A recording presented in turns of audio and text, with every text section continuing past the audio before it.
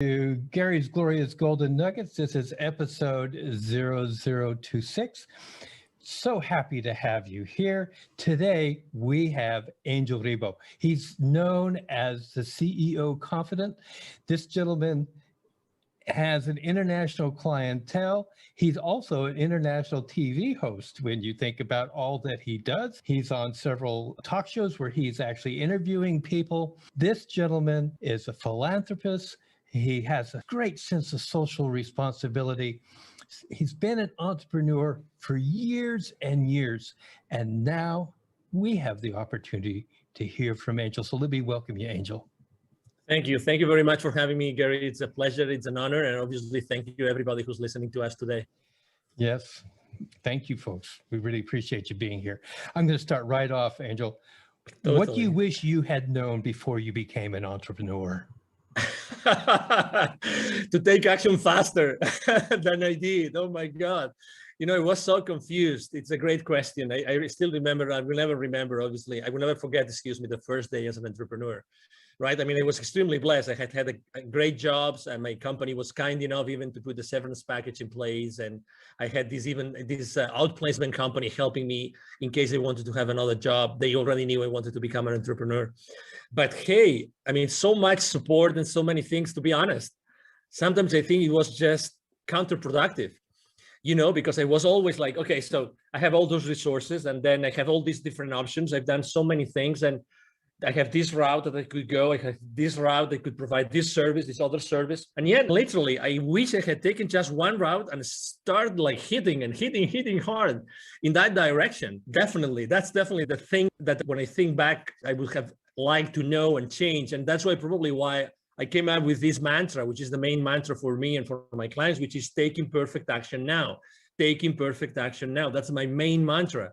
It's like, regardless of the path that you take, it's by taking it that you learn, you make mistakes, and you course correct, and you course correct, and you make mistakes and you course correct. Keep going, keep going, keep going. You know, all the things will show up while you do it. It's not that you have to be insane. It's not that you have to be blind. Obviously, you have to be listening and you have to be analyzing what's going on around you. But, you know, it's like, I remember having this conversation with the director for the accelerator of the Babson College in Boston, in the Boston area. Probably you know, guys, that Babson is the #1 consistently. They deliver the #1 entrepreneurial degree in the country, if not in the world, consistently. And she was telling me, right now, and that was 5 years ago, right now, in order to make a startup disruptive, we only need $10,000, $15,000. 5 years ago, we needed $200,000, $300,000. That's why the faster you go to the market, the faster you will see what you have to do to provide a better service to your audience. So, oh my God, I wish I had known that in 2016. Thank you for asking, Gary. You know, I love that because I've always lived by the mantra myself that says anything worth doing is worth doing poorly in the beginning. You know, just keep going on it. Absolutely. And you know, you and I probably believe that there's no really such thing as failure. There's success, but there's learning experiences along the way. And there's times when your goal is not met. So when you've had those moments where the outcome wasn't what you expected it to be, what was the greatest one of those in your opinion? And what did you learn from it? Actually, probably it was when out of the blue and through a personal connection, a company, an entertainment company from Spain came to me or called me and say, hey, we are the owners of such a TV network. We are in Spain. We're going to fly to Los Angeles in a couple of weeks. We would like you to be there because we would like to make you an offer. We would like you to help us develop their business. I had no idea, absolutely no idea about their entertainment business, nothing. But I said, I mean, they were friends of friends and I had seen them, I think, once in Latin America, but they really didn't know much about their business. But anyway, there I go to Los Angeles, I meet with them, and they say, so that's what we would like to do, but you know what? We cannot pay you as much as the other clients are going to pay you. So I said, well, okay. So, you know, all right, let's see what is in here for me. And you know, when your gut feel is telling you, Angel, there's something here, you don't know what it is, but I think that you should consider this. And really, inside of me, this voice that came to me saying, You have to do this. You don't know anything, but let's keep moving forward. And I was already there. I had nothing else to do for a week. So I said, okay, I'll surrender to the unknown. Let me put it this way, Gary. And and then they go, well, Angel, you know what? Part of your responsibility, if you take this, if you accept our offer, it's going to be that you're going to be sitting on this chair just for a test, and you start interviewing people. I said, what? Yeah, you start interviewing people, and you know, but I don't know anything about these people, nothing. But don't worry, you know, we are here in this, you know, conference, and there's thousands of people. We'll bring you only like, I don't know, maybe 30, 40, 50 in the next 5-6 days. And we will probably not have time to tell you who they are, but it doesn't matter. You know, we'll sit them down here with you, and we know you're a smart guy. I mean, as much as I like challenges, Gary, you know, I mean, I don't know anything about what this person does, right? And I have no idea of the subject matter. I mean, I have, you know, like really in an uncomfortable place, but let's say, why not? Why not? Why not? Okay, so I started interviewing the first person ever. I will never forget the name of this guy. Very famous guy in the US. His name is Stephen Halpern. He was the first guy developing spiritual music in the country. Everybody knows this guy, right? He was kind enough to be extremely gentle with me. So, but you know what? I started like asking him questions, and I was just so concentrated, so focused on him, that I started asking one question after another. And the only thing I knew is that I didn't want to deceive the audience. So I tried just to make sure that what would the audience ask if they were me? What would they want to know? And you know, we came and going. And at the end of the conversation, Stephen, he might even remember this. This is funny. I am speaking about him today. He said, wow, you did a great interview. Thank you so much. I said, what? Oh, okay. Thank you. Thank you very much. Obviously, I would never say, you know, I never recognized to him, right? Like acknowledge that it was my first ever. And the number 5 or 6 was this celebrity from Hollywood, the Michelle Rodriguez, you know, the actress from, you know, the Fast and Furious saga of movies, and you name it. I mean, but guess what? All this, like, you know, discomfort for these many days eventually put me in a place where I said, oh my God, this is a skill that I'm developing that I didn't know that I had. I didn't know that by being previously spokesperson for large corporations of America in other places in the world had helped me. Oh my God, I am at the other side. I'm becoming the host instead of the guest. There is something here. There is some, you know, there is value. Why? Because I realized that I can make available to the normal citizen the greatness of my interviewee. And this is priceless. This is priceless. So this is probably one of the stories that I think that I wanted to share after your question, Gary. I will tell you, Angel, what I love the most is if the audience is sitting here and they haven't been pelted by your golden nuggets, they're not listening. I mean, it's just one after another. It's like a machine gun going off. Boom, boom, boom. Thank you. Thank you. I love it. So what advice would you give somebody who's saying, okay, I want to be an entrepreneur, but what do you suggest? What would you say to them? Yes, you know, I think that we live in a very important moment in history. Obviously, it's now March 2021. In the upcoming weeks or months, this will be, this interview will be published. So it's a very important moment in life, and it's not a coincidence that we are living this moment. Okay, so I would like to just make sure that you understand what this means. Okay, so the world is what it is, and we are here, all of us, to play a role, like it or not. Okay, we are playing a role in the new world that we are creating. Okay, so that's number one. Number two, I was blessed enough last year of delivering a couple of webinars to the local, business accelerator communities here in Dallas, Texas, and both were about the following subject, which is pivoting in times of crisis. Pivoting in times of crisis. And after doing those two webinars to the local entrepreneurs and startup CEOs communities, I would say one thing: we all have this incredible talent. We all have this unstoppable divine force inside of us that allow us to provide a unique service to the rest of the world, okay? Nobody has had the same life that you, listener, has had. Nobody. So you are unique. So even if you think, oh, there's going to be so many other coaches, so many other, consultants, so many other people making the same product, not a chance. That's not true. Nobody is able to provide the value, the wisdom, the teachings that you bring to the world just because you have had your own life and you have had your own experiences. That means by default, by definition, that means that there's going to be in the world an audience that is just waiting for you to show up and to give that value to them. So when I was telling these guys, going back to the story of the webinars here about, pivoting in times of crisis, there's four things that I would like to tell you. Number one, you already know that you have passions, that, there's something that you are enthusiastic about. Number two, there's always friends of you or relatives or colleagues that tell you you are an expert on something. You always come to you for something. Number three, the market is always going to need what you are willing to share with them, as I said before. And number four, and that's the only question maybe you have to ask, is the market willing to pay for it? Yes or no? If the answer is yes, and 95% of the occasions, yes, the answer is yes, then you have a business. So again, don't be fearful. I know you are on the fence, and I just answered a question saying, what was the main mistake I made is being on the fence for too long, right?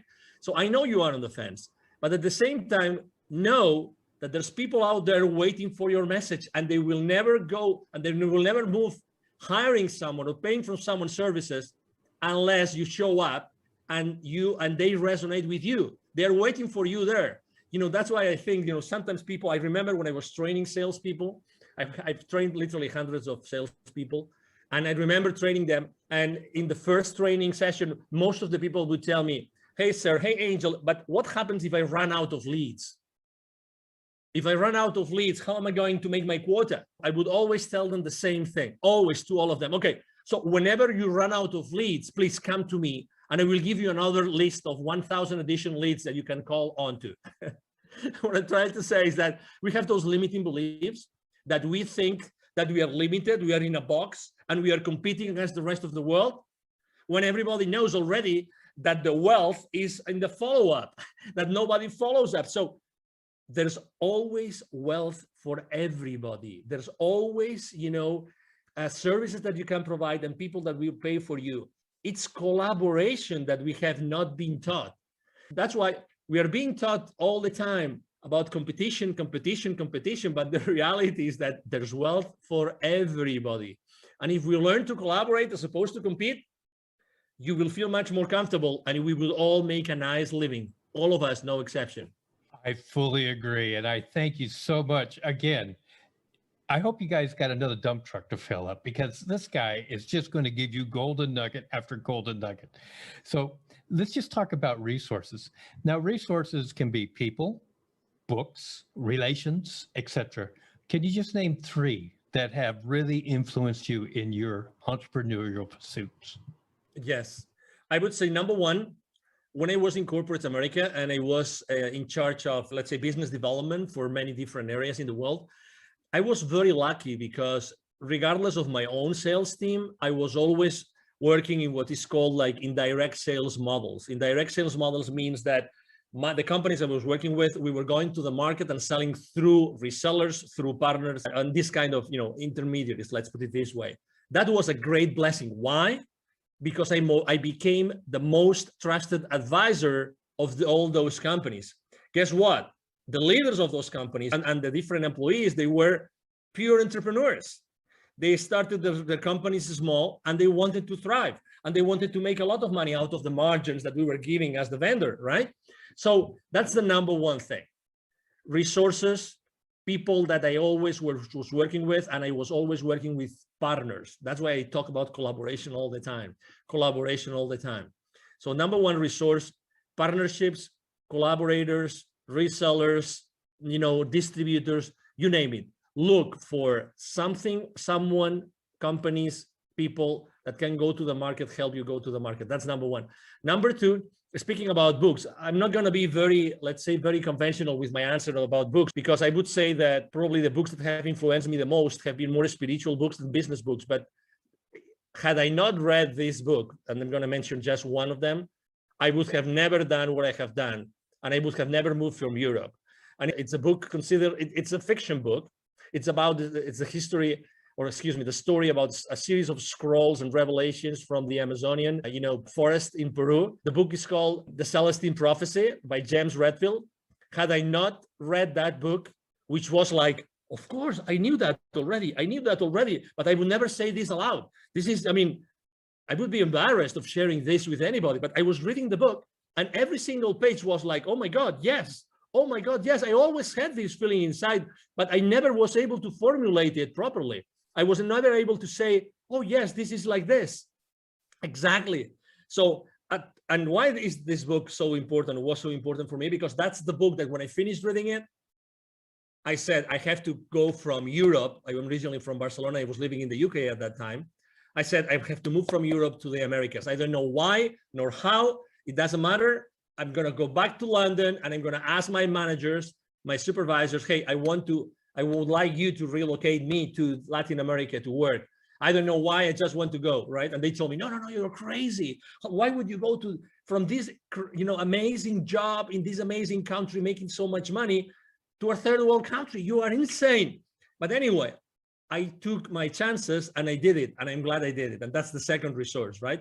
And the third resource, it was going to an event.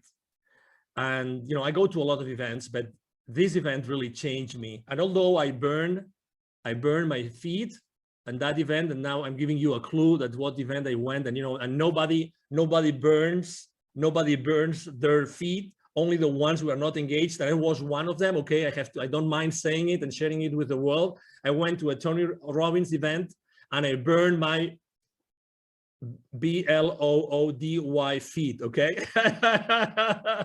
So, but guess what? I think that was part of the experience, and obviously it was meant to happen, right? I remember there was so many, you're talking about nuggets. Tony Robbins, obviously, he's, as you know, he's been the coach for the most influential people in the planet. Okay. So what he knows, probably only a handful of people know in the planet. Okay. So he was just sharing so many ideas, and the idea for the first time, the idea of, if you want to be really wealthy, that's going to be proportionate to the number of people that you help. And I had never, it seems obvious, right? It seems evident, right? But I had never thought about this in that way, that it's all proportional. So start thinking about how can you do something, provide a service or a product that you are going to be able to scale afterwards, right?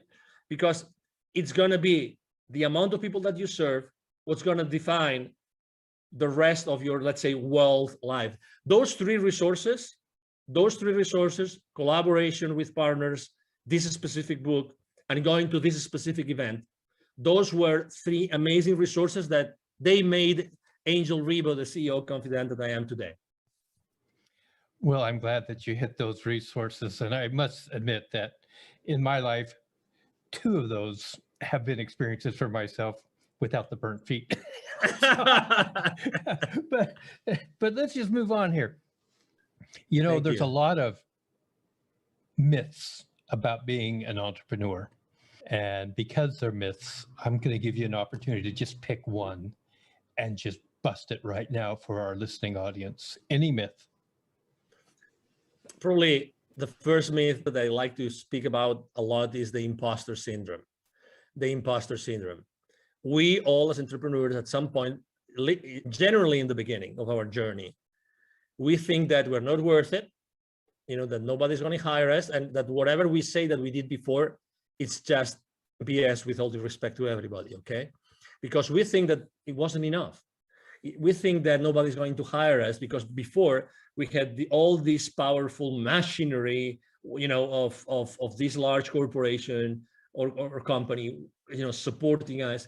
And then we think that as soon as we start saying what we did before and try to capitalize and try to show it to the world, it's fake, you know, because it's fake because it was in another setup and it was another system and we were working with another set of goals, but it's not true. It's not true. Again, we are, as I said before, we have treasured inside of us a series of experiences, knowledge, wisdom, which is not comparable with anybody else. And that goes the other way around too. So it means that, you know, we really don't have, and you are not competing with anybody else. So when we have this syndrome that, you know, we think that what we are saying, even though, you know, deep inside of us, we know it's true, we still have this feeling, and we say it like with our, you know, mouth, like semi-shut, you know what I mean? You know, when I read the other day a great quote, I used it for my motivational quotes on social media. I write books to know what I know. I write books to know what I know. And I can tell you, one of the reasons why I accept so many invites from podcasters is because for me to be on a podcast and to be interviewed is such a blessing, because I really get to know what I know. I have to tell you, and I can tell you a very interesting story. The other day, I was interviewed by a young guy from Bangladesh. I was his second guest, okay? And he was intimidated, so intimidated that he made it late to the show, and he was the host, right? You know, when you realize that he was late, not because of any other reason, but when you start talking with him, you realize that there's something there. And I spent literally like the first 5-10 minutes just praising him, just telling him how brave he was, how courageous he was, that I had been in his website and everything. And he was suddenly, I saw him growing. I saw him growing. I saw him like becoming the phoenix bird. You know what I mean? This young man, I was his second, and he started asking me questions. And the questions he was asking me were so naive. But you would say, okay, they were naive, so they were not rich. No, because it's not such a thing as a naive question. I phrase it like this, so you realize you know what I mean. But he forced me to answer questions in a way that nobody else had ever forced me to answer. So out of his spontaneity or his, being genuine and naive, actually, we eventually had an incredible interview. I really thank him so much. And obviously I offer my help to him. He's in Bangladesh and he's a very young guy. You never know where the diamonds are going to be buried. You never know that. Never, ever. So it's very human. Going back to the original question, it's very human to have the imposter syndrome. But hey, show up, step up, expose yourself. That's the best recipe I can give you to bust the imposter syndrome that we all as entrepreneurs go through. Show up. Don't be afraid. And if you cannot answer a question, it doesn't matter. Be genuine and say, hey, I haven't got the finest idea of how to answer this question. I will have to think about it. Just that. And it's you. And there's going to be people that are going to say, this guy was strong enough, and he was authentic enough and humble enough to acknowledge that, or he or she obviously wasn't able to answer that question. And that's part of who you are. And again, I'm sure that for the next interview, you will be able to answer this question and many others, because you probably will have done some homework, but I really like this, like as to be busted, because we all go through it. It's a limiting belief, and it's so not true. So not true, Gary. I really appreciate that. And one thing that I know from our brief interactions with each other, you are a master at building other people. You are a master at helping to establish confidence in what people have to offer. So I really appreciate that aspect of you from my point of view. Now, I'm going to change up a little bit, because I'm not going to ask the next question I normally ask. We talked about social responsibility. I'd like you to talk about your point on social responsibility as an entrepreneur. Yeah, there was a time in my life in which I said, if not me, who? And you will understand why. If not me, who? I had this question inside of me, if not me, who? When when I was in Latin America, I lived in Latin America for 10 years, and I was working with Latin America for 15 years. And I was going there so often. I was always dealing with, we were doing consultative selling to large corporations present with their subsidiaries in Latin America. And every time I was going to see their plants, the manufacturing plants, they would typically be in the outskirts of big cities, suburbs, rural areas sometimes. Every time I would go to those places to meet with the CEO levels, to close some deals, every single time outside those plants, there would be a lot of poverty, because that's where poor people live. They live in the outskirts of the cities. And every time I would go to those places with my rental car, they would ask me, hey, senor, would you like to buy some gum from me, some candy, a bottle of water? Can we keep your car safe while you are inside? So I was always interacting with kids, always was interacting with kids. And it reached some point before leaving, and actually that was one of the reasons why I left corporate America, in which one day I had this incredible experience in which I saw very clearly that I had this connection, this continuous, possibility to talk to the top guys in the continent, and at the same time being able to see so much poverty. And I saw very clearly, if I'm not the one connecting those two dots, who's going to do it? Who is more? Who can show more, like the experience reaching out to the top and being able to deliver to the bottom through my entrepreneurial career? And I can teach entrepreneurship to these kids in need in Latin America. That was the aha moment. That was, and again, it came very, it was an impactful moment in my life, but I was, one of the saddest things in life is that we become, how is that, too familiar with the misery. We become too familiar with problems that we don't pay attention to. And the more they show up, the more insensitive we become. We become insensitive to people that are really in depth, in deep problems. And let me tell you an example. Just in Latin America, there's 170 million kids in 2012, according to UNICEF. 81 million kids live in poverty in Latin America. 81 millions. Okay, so the population of the US is 350 million roughly. 81 million kids in Latin America live in conditions of poverty. 22 million don't have drinking water at home. 22 million. And that was from 2012. I can't imagine now, after everything that's going on in the world, I can't imagine.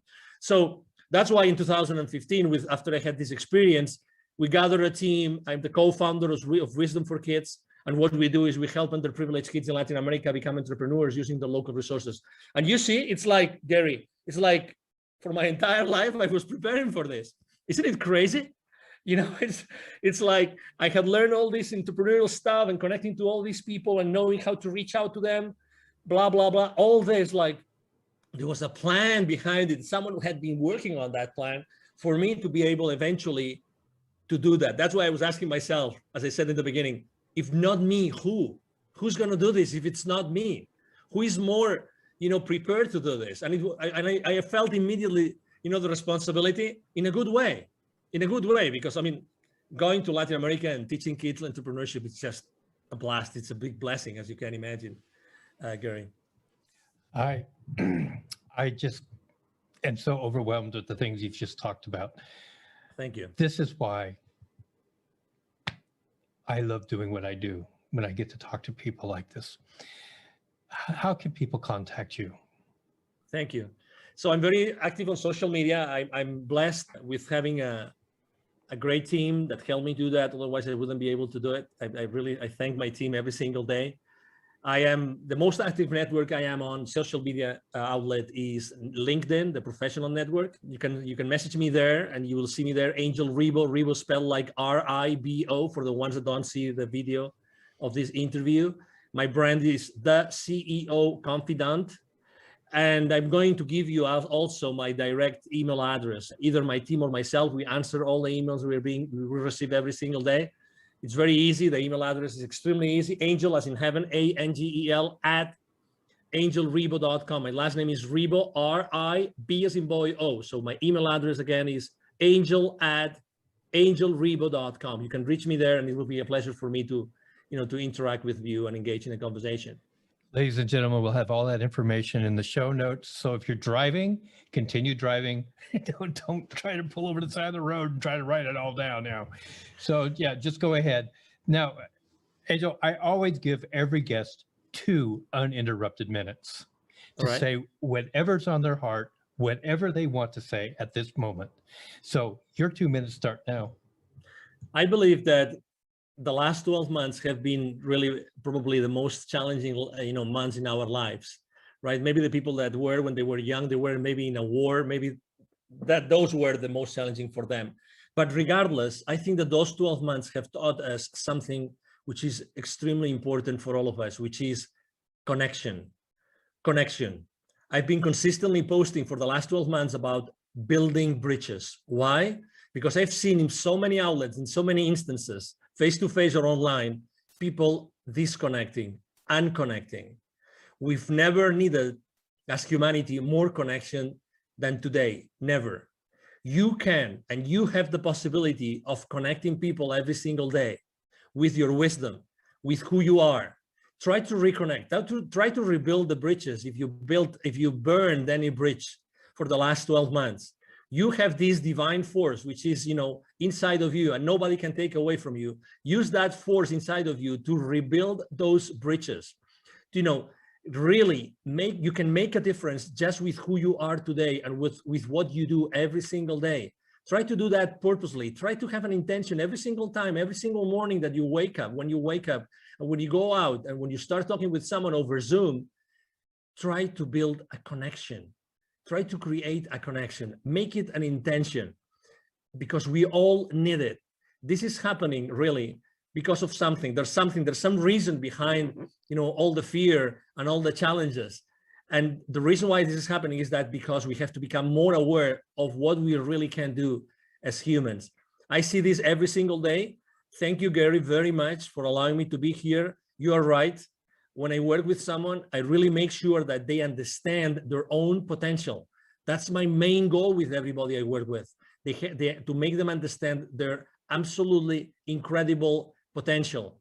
And, it's been a pleasure to be here with you today. And thank you for allowing me to maybe share some nuggets with you. And obviously, I feel so honored to be here, and anything I can do for you and for your audience, it will be a pleasure to do it, Gary. Thank you so much. Angel, God, I love you, man. You're great. Thank you. Likewise. Ladies and gentlemen, that is going to conclude this episode of Gary's Glorious Golden Nuggets. If you've enjoyed the show and you haven't subscribed yet, please do subscribe. If you would like to share this with somebody, please do. Help our audience to grow.